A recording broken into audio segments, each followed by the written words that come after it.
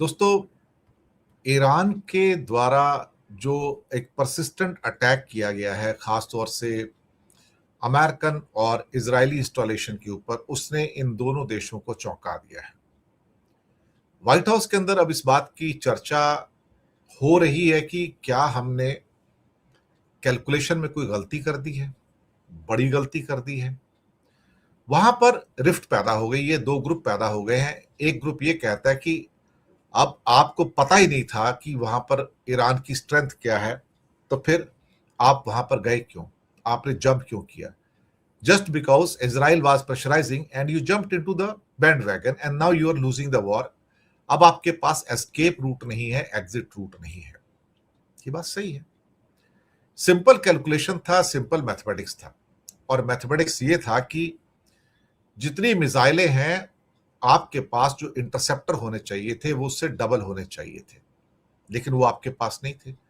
पहले जहां अंदाजा लगाया जा रहा था कि शायद ईरान के पास 3,000 बैलिस्टिक मिसाइलों का जखीरा है, लेकिन अब कहा जा रहा है ये कहीं ज्यादा है, शायद 5,000 से भी ज्यादा मिसाइल हैं जो उनके पास है, ये 3,000 नहीं है।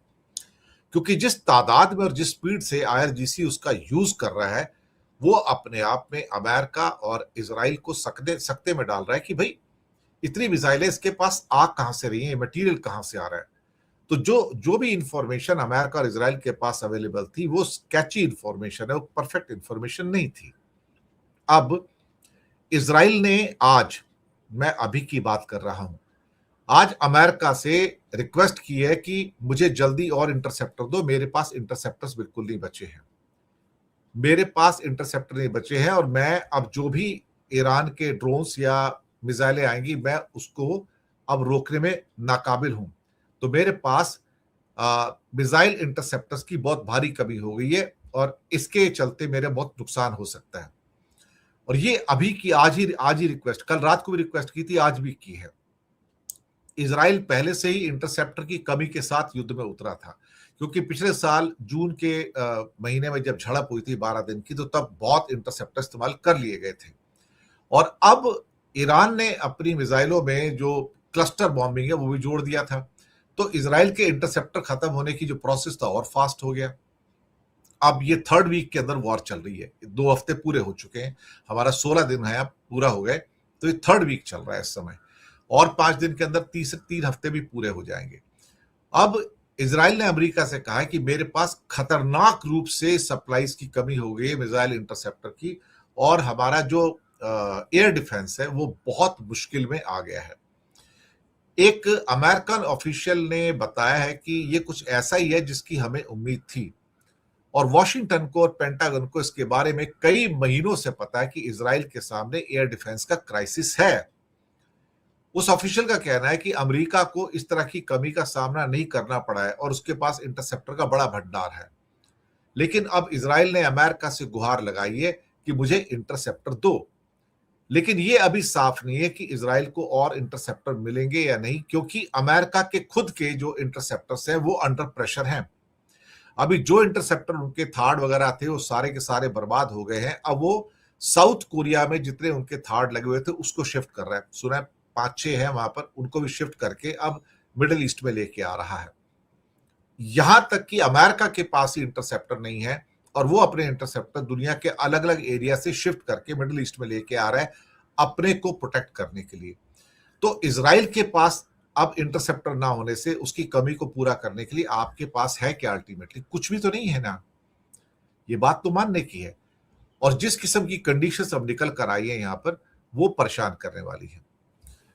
अमेरिका के करीब 28 बेसिस है, कहा जाता है कि 28 बेसिस हैं, और 28 के 28 बेसिस पे अच्छे खासे पिन पॉइंटेड अटैक किए हैं।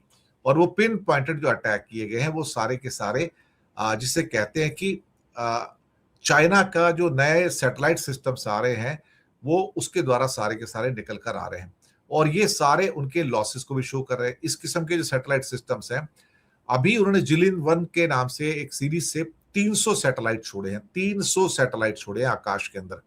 और ये सैटेलाइट पल पल की खबर दे रहे हैं, पिन पॉइंटेड एक्यूरेसी के साथ खबर दे रहे हैं ईरान को, और साथ में रशिया के सैटेलाइट्स भी उसको मदद कर रहे हैं।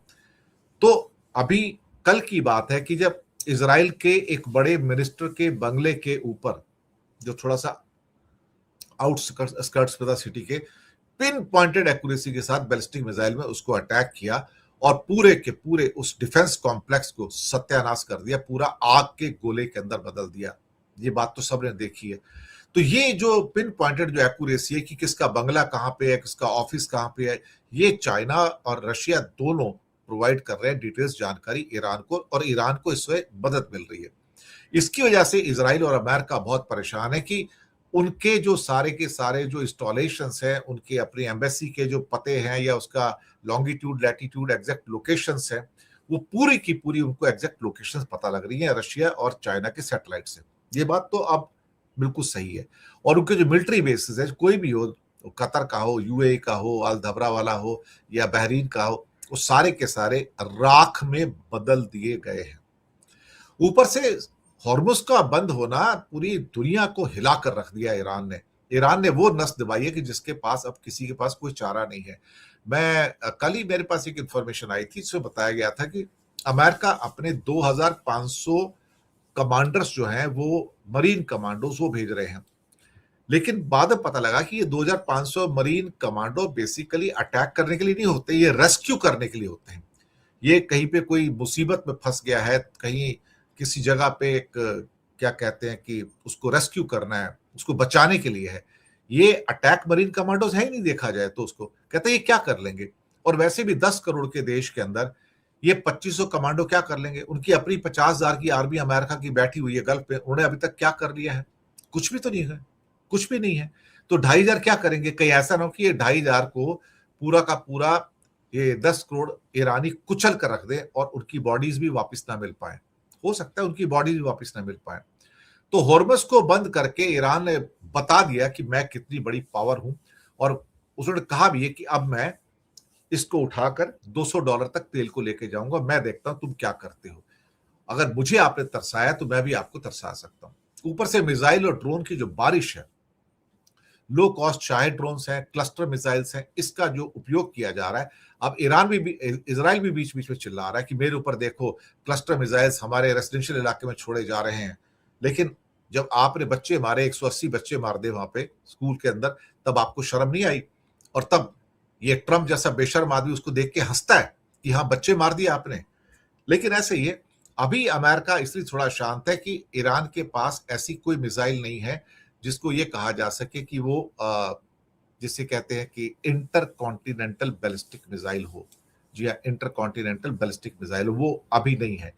लेकिन आज के बाद मैं आपको दावे से कह सकता हूं, इस जंग के बाद चाइना का सॉरी ईरान का अगला ऑब्जेक्टिव जो होगा आईसीबीएम डेवलप करना होगा, और इंटर कॉन्टिनेंटल बैलिस्टिक मिसाइल को वो डेवलप करेगा, चाहे वो नॉर्थ कोरिया की मदद से करे, चाहे चाइना के डोंगफेंग की मदद से करे या रशिया की मदद से करे। लेकिन नेक्स्ट टारगेट उसका आईसीबीएम होगा, ताकि अब सिर्फ इजराइल और अमेरिका के बेसिस कोई सत्यानाश नहीं करना। अब मिसाइल को 10,000 किलोमीटर 15,000 किलोमीटर छोड़ के अब कैलिफोर्निया को, शिकागो को, न्यूयॉर्क को, फ्लोरिडा को, वॉशिंगटन को उसका सत्यानाश करना है। अब इसके ऊपर अब ईरान की नजर रहेगी। तो ये होने जा रहा है। एक चीज और मैं यहां पर कहना चाहूंगा, वो ये है कि ईरान का जो भारत में जो ट्रस्ट था वो तो बिल्कुल ही खत्म हो चुका है, ये तो बिल्कुल सही है। और ब्रिक्स का जो आई शब्द था, मैं आपको बताऊं, ब्रिक्स का मतलब था कि BRICS, उसमें आई एक्चुअली इंडिया को रिप्रेजेंट करता था, इंडिया फाउंडिंग मेंबर था। लेकिन अब इंडिया वहां से बाहर हो गया और उसकी जगह ईरान ने ले ली है। जी हाँ, ये मैं आपको यहां पर बता देता हूं, सॉरी इसको रिमूव कर देता हूं मैं, और ये यहाँ पे ये नया ब्रिक्स है साहब, यहाँ पे ईरान एंट्री कर रहा है और इंडिया बाहर हो गया। यानी कि फाउंडिंग मेंबर ये ओरिजिनली ब्रिक था, ब्रिक्स नहीं था। तो बी से ब्राजील था, आर से रशिया, आई से इंडिया, सी से चाइना, ब्रिक बना था। बाद में से साउथ अफ्रीका ऐड हुआ तो फिर ये ब्रिक्स बन गया। लेकिन इसका नाम ब्रिक्स ही है। हालांकि इसके बाद में सऊदी भी आया, यूए भी आया, ईरान भी आया, सब लोग आ गए। लेकिन धीरे धीरे अब ऐसा परिवर्तन हो गया कि अब तो इंडिया के ऊपर या मोदी सरकार के ऊपर इल्जाम आ रहे हैं कि मोदी सरकार दरअसल अमेरिका के एजेंट के तौर पर काम करके ब्रिक्स को तोड़ रही है। ये इल्जाम आ रहे हैं, मैं आपको बताऊं। लेकिन ब्रिक्स का ये आई जो था ना, जो इंडिया था इस साल, जिसके पास प्रेसिडेंटशिप भी है, इंडिया यहां से बाहर हो गया और इस आई को ईरान के आई ने रिप्लेस कर दिया है। ये आपको भी देखकर थोड़ी-सी हैरानी होगी, लेकिन ये अपने आप में एक अद्भुत चीज़ है कि ईरान ने इंडिया को रिप्लेस किया और दुनिया को बता दिया कि जो नया विश्व गुरु है, वो इंडिया नहीं है, वो ईरान है। जो सुपर पावर को बीट कर सकता है, हरा सकता है, उसको नाक को चले चबा सकता है, धोबी पछाड़ मार सकता है, वही विश्व गुरु है साहब, और कोई विश्व गुरु नहीं है। जिनके मुँह में फेविकॉल जमा है, जो कुछ नहीं कर सकते, जिनके अंदर कंट्री का नाम लेने की हिम्मत नहीं है, वो विश्व गुरु नहीं बना करते साहब। विश्व गुरु अल्टीमेटली ईरान ही है, जिसने अमेरिका जैसी सुपर पावर के दांत खट्टे कर दिए और उसको नाक को चने चबा दिए हैं। इसमें तो कोई शक वाली बात नहीं है। और इसके साथ ही जहां तक चबहार पोर्ट की बात है, उसका कॉन्ट्रैक्ट कहने को 10 साल को किया था, लेकिन ईरान को एक बात पता लग गई कि मेरा असली जो साथी है इस पूरी की पूरी जंग में, क्योंकि जंग आपको बताती है कि आपका दोस्त कौन है और दुश्मन कौन है, और जंग के बुरे टाइम के अंदर पता लगता है कि इसने मेरी मदद की है, तो आप फिर सारा काम उसके लिए करते हो। आज ईरान को पता लग गया कि मेरे जो दोस्त हैं वो रशिया है और चाइना है, इंडिया दोस्त नहीं है। इंडिया ने दरअसल देखा जाए तो शुरुआत के 6 दिनों में तो दगा दिया है, इस सरकार ने दगा दिया है, एक किस्म से एक संवेदना का संदेश नहीं दिया। आज तक इंडिया ने अमेरिका और इजराइल को कंडेम नहीं किया ईरान पे अटैक के लिए। आज तक इंडिया ने खमनेई को मारने के लिए कंडेम नहीं किया, मैं आपको बताऊं। लेकिन जब ईरान ने गल्फ पे अटैक किया तो उसको इंडिया ने तुरंत कंडेम कर दिया। तो इंडिया ने ब्लंडर तो कर दिया है, अब ब्लंडर जो करने वाला कौन है? मोदी, क्योंकि समझ नहीं ना विदेश नीति की। आज वो पंडित नेहरू की नीति पे चलता होता, नॉन अलाइंड पे चलता होता, जो नॉन अलाइंड की नीति है, तो आज हमको सफर नहीं करना पड़ता था। तो इस नए प्रशासन की बेवकूफियों की वजह से और नासमझी की वजह से आज हमें सफर करना पड़ रहा है, और हमने चबहार पोर्ट भी गवा दिया। ये चबहार पोर्ट वापस नहीं आएगा साहब, जितना मर्जी ट्राई कर ले, ये चाइना को ही जाएगा। अब चाइना ही उसको मैनेज करेगा, चाइना ही हैंडल करेगा, और चाइना के लिए तो एक तरह से उसकी गोद में आके शाहिद बहिश्ती जो टर्मिनल है उसका, वो आकर पड़ा है। चाइना के लिए एक लॉटरी खुल गई है, क्योंकि वो जिस गति से काम करेगा, और चाइना बिना डरे काम करता है। चाइना के ऊपर सैंक्शन नहीं लगा सकता अमेरिका, हिम्मत नहीं है। समर्थ को नहीं दोष गोसाई कहते हैं ना, जो समर्थ होता है, जो पावरफुल होता है, उसको दोष नहीं दिया जाता। तो चाइना खुलकर तेल लेता है उसका, अभी भी लेता है। क्या अमेरिका कुछ कर पाता है? क्या कुछ नहीं कर पाता, क्योंकि जरा कुछ करेगा तो उसके पास भी चाबी है, वो सारा कुछ रोक देता है, रेयर अर्थ रोक देता है, बाकी चीजें रोक देता है। तो चाइना का मुकाबला करने की हिम्मत अमेरिका के अंदर नहीं है। लेकिन भारत ने चबहार पोर्ट तो गवा ही दिया ना अल्टीमेटली। ये भी एक सच है, एक बहुत बड़ा कड़वा सच है।